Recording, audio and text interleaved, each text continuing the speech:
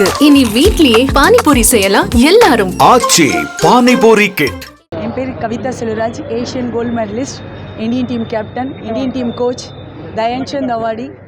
இப்படி பல எல்லாமே சாதித்து ஒரு முழுமையாக நிற்கிறேன். ஸ்போர்ட்ஸில் என்னென்ன இருக்கோ எல்லாமே அப்படி எனக்கு சொல்கிறதுல பெருமையாக இருக்குது. ஸ்டாப் பண்ணவே முடியல. அந்த லிஸ்ட்டில் இப்போ 6th ஏஷியன் சாம்பியன்ஷிப் ஈரானில் நடந்தது.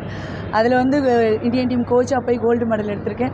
ரொம்ப சந்தோஷமாக இருக்குது கோல்டு மெடல் எடுத்தது.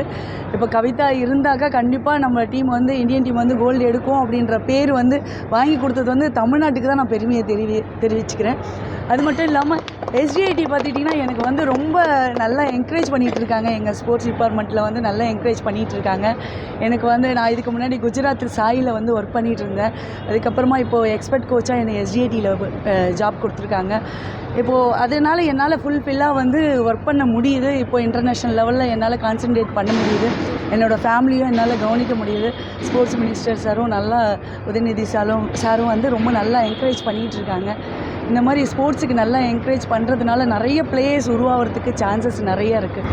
ஒரு கோச்சாக இல்லாமல் ஒரு பிளேயராக இன்டர்நேஷ்னல் சர்வதேச இதில் போயிட்டு நம்ம எதிர்கொள்ளும் போது அது எங்களுக்கு எப்படி இருக்குது, எந்த மாதிரியான தன்மையாக இருக்குது, கடினமாக இருக்குது, எப்படி வெண்டிக்கிறது?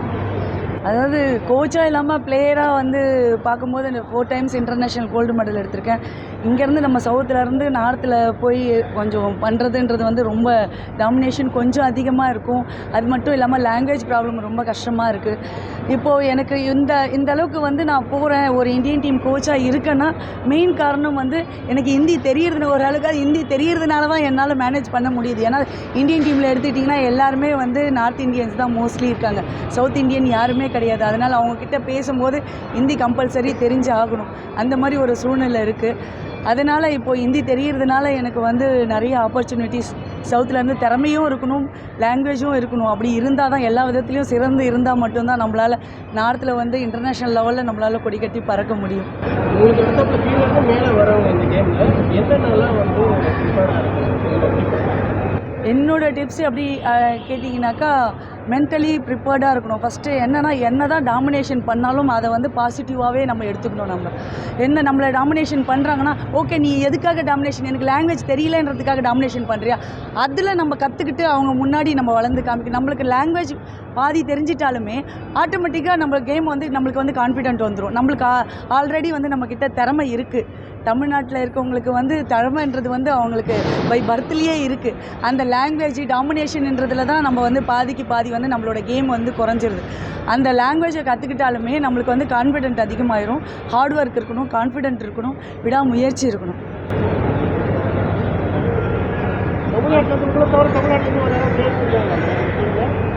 இல்லை சார், யாரும் இல்லை சார். கேம்பில் இருந்தாங்க. நான் தான் செலெக்ஷன் கமிட்டியில் இருந்தேன். கேம்பில் இருந்தாங்க. ஒரு பொண்ணு ஸ்னேகா அப்படின்ற பொண்ணு கேம்பில் இருந்தாங்க. அதுக்கப்புறமா செலெக்ஷன் ஆகலை அவங்க. உங்களோட அடுத்த இலக்கு எதை நோக்கி சார்? என்னோட இலக்கு அப்படின்றது இப்போ நான் எல்லாத்துலேயுமே அச்சீவ் பண்ணியாச்சு. என்ன மாதிரி நிறைய பிளேயர்ஸ், இன்டர்நேஷ்னல் பிளேயர்ஸை உருவாக்கணும் அப்படின்றதுனால தான் நான் குஜராத்லேருந்து இப்போ தமிழ்நாட்டுக்கு வந்தேனே. அதை நோக்கி தான் நான் பயணிச்சிட்ருக்கேன். இன்னும் நிறைய எல்லாருமே என்னோடய கொலீக்ஸு, என்னோடய ஸ்டூடெண்ட்ஸ் எல்லாருமே கோஆப்ரேட் பண்ணணும். அதாவது நம்ம செய்யணும். நம்மளால் என்னை தூக்கி விடுறதுக்கு ஒரு சிலர் இருந்தாங்க. எங்கள் அசோசியேஷன் பிரசிடெண்ட்டு, எங்கள் அசோசியேஷன்லாம் கபடி அசோசியேஷன்லாம் ரொம்ப ஹெல்ப்ஃபுல்லாக இருந்தாங்க. இப்போது அதோட ப்ளஸ் நான் ஒரு இந்தியன் டீம் கோச்சாக இருக்கேன். என்னால் கூட்டு போகிறதுக்கு என்னால் முடியும். என்னால் அதுக்கு உண்டான வழிகள்லாம் தெரியும். இருந்தாலும் பிள்ளைகளும் கொஞ்சம் கோஆப்ரேட் பண்ணால் தான் என்னால் கொண்டு போக முடியும். இது தமிழ்நாட்டில் திறமைகள் அதிகமாக இருக்குது, திறமைசாலிகள் இருக்காங்க. இருந்தாலும் கொஞ்சம் கோஆப்ரேஷன் கம்மியாக இருக்குது. நான் இப்போ பார்த்த 1 இயரில் பார்த்துட்டிங்கனாக்கா கோஆப்ரேஷன் கம்மியாக இருக்குது. கோச்சஸ்லாம் பிளேயர்ஸை கொஞ்சம் ஃப்ரீயாக விடணும். எந்த இடத்துல அவங்களால ஒரு லெவலுக்கு தான் அவங்களால கொண்டு போக முடியும்.